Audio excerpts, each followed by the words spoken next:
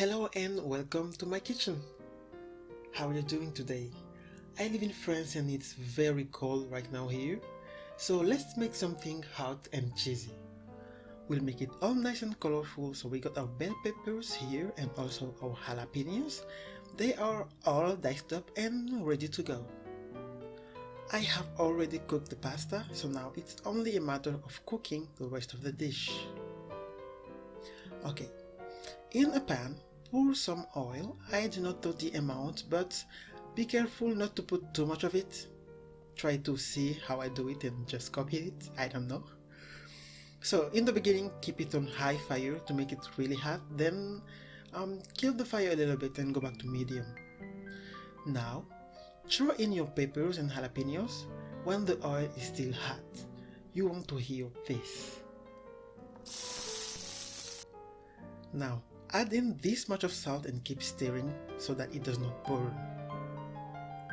Take some garlic, smash it like chef's taught, and dice it up in tiny parts.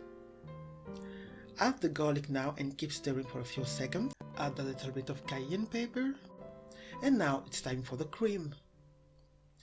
Add in your cream and patiently stir until it becomes this smooth creamy sauce. Look at this, beautiful. Now it's time to add in the pasta. So here it's very simple, just add in the pasta and mix it really well and medium heat so that it is still getting thicker. And I'm talking about the cream right now. So yeah, just keep stirring it until you reach the consistency that you like. Next up, it's time to add the cheese. So pick a cheese of your choice, really it depends on what you like. I don't have a precise cheese to recommend you.